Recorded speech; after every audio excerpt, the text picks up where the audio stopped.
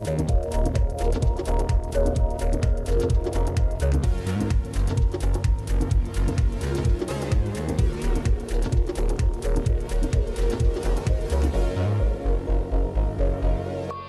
people lose money in Forex? Because if you can make money whether it goes up or down, I believe every day should be Christmas. But the truth is, that's not the case. People lose money in trading.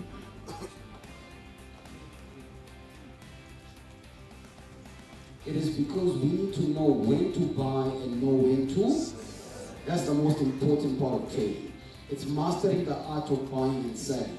In other words, as much as we can trade the same currency pair on the same day, the critical part of it is where do we enter the trade and where do we exit the trade. That is what we call entry point, where you actually enter and either buy it or sell it. That is an entry point. So we need to master our entry and our exit points. That is the most important part of trading currencies.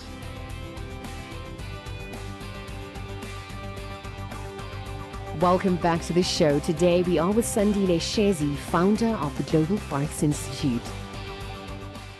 The business of business. I mean, that's in essence what you are currently working on. Your core is trading at this point. What are some of the biggest challenges the industry faces in terms of trading? I think one of the greatest challenges that we have, especially when I focus purely on training institutions. Yes. Because obviously you've got trading, the brokerage side, the banks, the institutions. Then there's obviously us retail traders, Yes. and then there's obviously training institutions such as our company, where we just purely focus on the education of people, teaching people basically what we do. One of the problems is because it's not yet regulated. It doesn't fall under any regulation at the present moment. We're sort of operating in a gray area. And because we're operating in a gray area, you find that it makes it easy for anyone and everyone to just tap into the industry, without the necessary training or understanding of what they're doing. And that is obviously one of the main things that have led to so many scams and fly-by-nights in this industry. About anybody can do it. You can literally just come up with a logo. You don't even need to register a company. I know people that go around collecting people's money, telling they're going to invest for them, and that's the end of it. How do you ensure your business has that trust and credibility, that obviously doesn't mingle in those sorts of scams?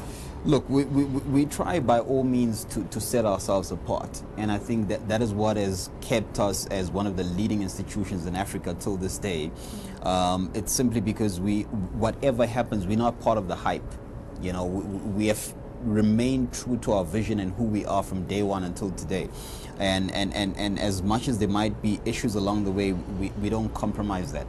And one of the things being, as an institution, we will never get to a point where we are even tempted to take investments from people until the day we are licensed to do that.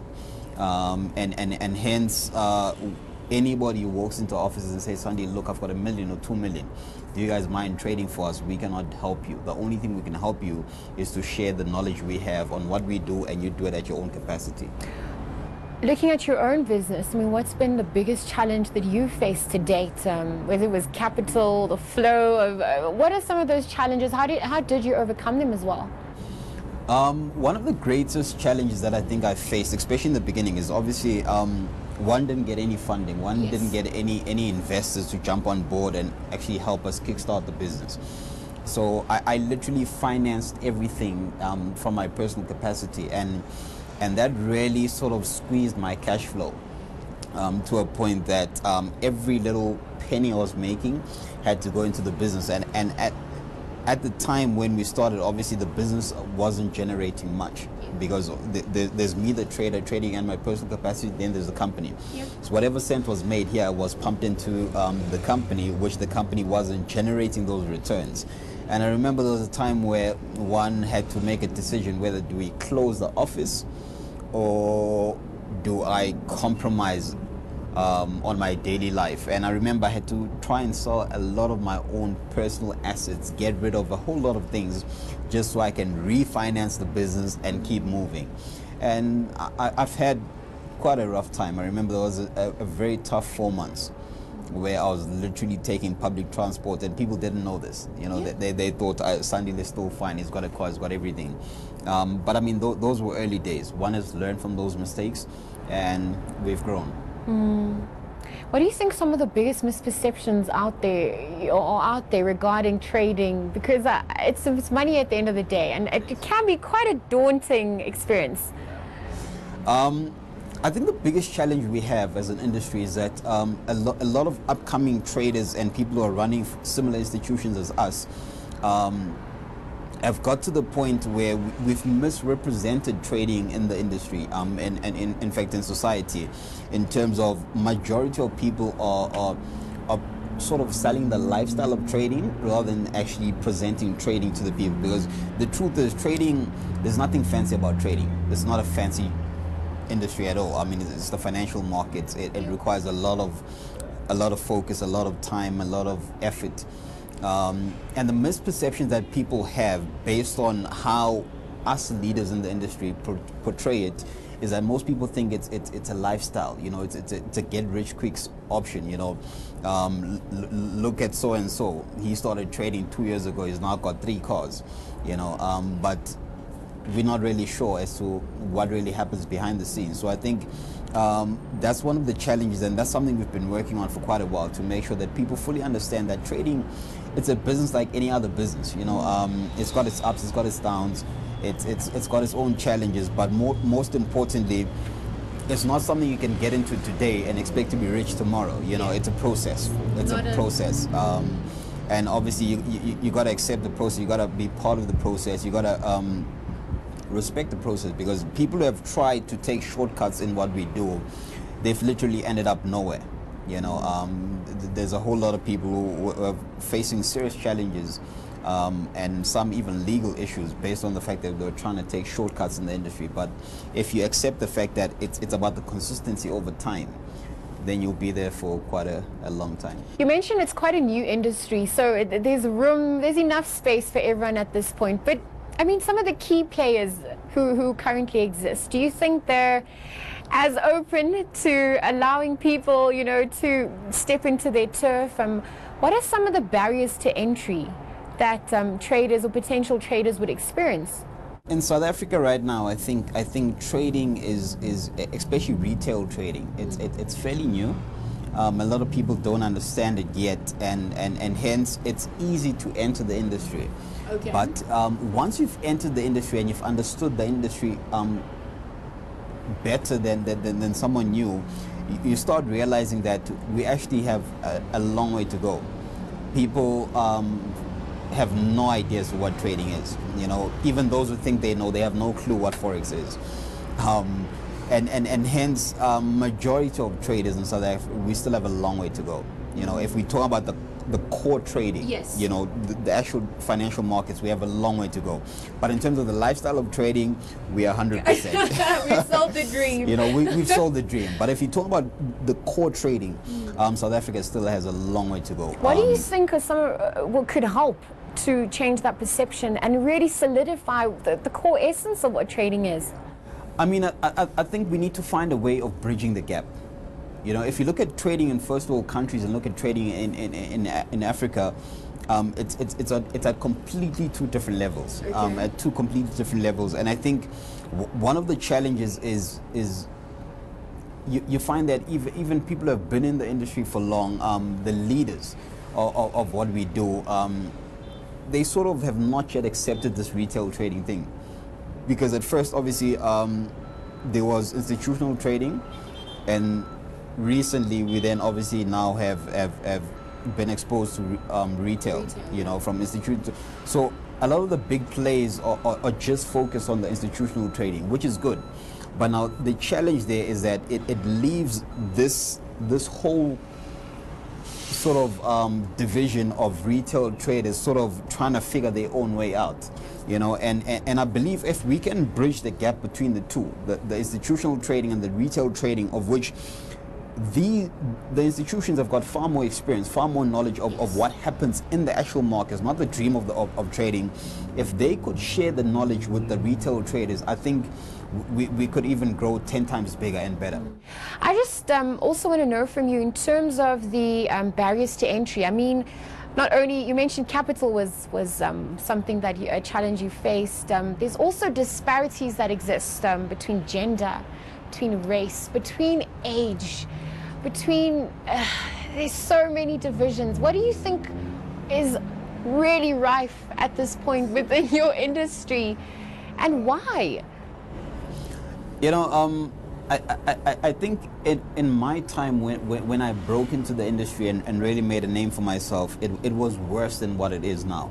I think after I sort of kicked that door down, it opened room for a lot of young guys to actually enter through that door, of which it's not all of them who might give me the credit for that, but the truth is that, you know, I remember when I broke into the industry, there was a lot of question marks around me, you know. There was a lot of controversy around how I got to where I am, you know, and that raised a whole lot of question marks, because the truth is, we're not the only people doing what we do. We're not the only financial forex education providers that are there. It's happening all over the world. You know, people are doing it everywhere, black, white, different races, different calibers of people. And it then sort of left us with a whole lot of question marks, that the reason why we're being questioned for what we do, could it be possibly because of race? Could it be possibly because of gender? You know, but obviously, as you learn and as you grow in business, there's certain things you get to understand that, you know what, is fine. And hence, it's not everything that I respond to, it's not everything that I sort of entertain. You know, I've had a whole lot of things written about me, said about me, and hence at times you just got to be silent and listen. For anybody who wants to enter this industry and just wants to make a success of their own life, what are some, in terms of business and becoming an entrepreneur, what are some valuable words of wisdom you'd like to impart to them today? I think the best thing I could say to anybody think of getting into business in general, as well as trading or any venture you can think of, is to just start. You know, it doesn't matter whether you've got funding, you don't have funding, you've got investors, you don't have investors, your family supports you, they don't support you, people believe in you, people discredit you. It doesn't matter, just get started. Yeah. You know, and the reason why I say get started is that most people believe you got to be perfect before you get started. And if that is your goal, you'll never start. You know, that's why I always say to young entrepreneurs, you don't have to be great to start, but you must start to be great. You know, when I started, I wasn't the Sandile I am today. Yeah. But in order for me to become who I am now, I had to start. If I had not started, we wouldn't be sitting here. People would not be watching what we're talking about today. So start, make those mistakes. Let people discredit you. Let people discourage you. But if you know where you're going, just keep going. Nobody's perfect. Even the most successful of entrepreneurs, they've got mistakes. But the thing is, they keep going. And they started with those mistakes. So just start and keep moving. Sandile, thank you very much for your time today. I mean, it's been an absolute pleasure to dig into the inner workings of Sandile Shezi. I know that you are limited for time as well, so I do know that the pearls of wisdom you've dropped today, you know, goes far beyond this conversation we've had today. So thank you for not only remaining true to yourself, but I guess remaining true to the legacy that you want to leave behind. The ripple effects of that will long outlive this conversation and your lifetime. So thank you for serving. Thank you so much. Thank you so much. In fact, I'd encourage all the young people, young entrepreneurs actually watching or listening to this interview to take a moment, go into our foundation website, which is where basically I get to work with other young people, get to empower other young people, because unlike many other charity organizations, we don't look at the physical. Our main purpose is to transform the mind of young people. That's why I normally say that if you give someone fish, you feed them for a day, but if you've taught them, it's for life. Thanks. It lasts a lifetime. Yeah. Thank you for your time.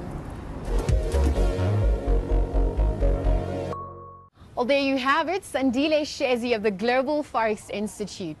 I think the biggest lesson that I've taken from this experience is that you don't have to be perfect and you don't have to have everything to start. You simply have to start and then build up from there. I hope you've enjoyed the show as much as I did. Do catch us next time right here on ANN7. Goodbye for now.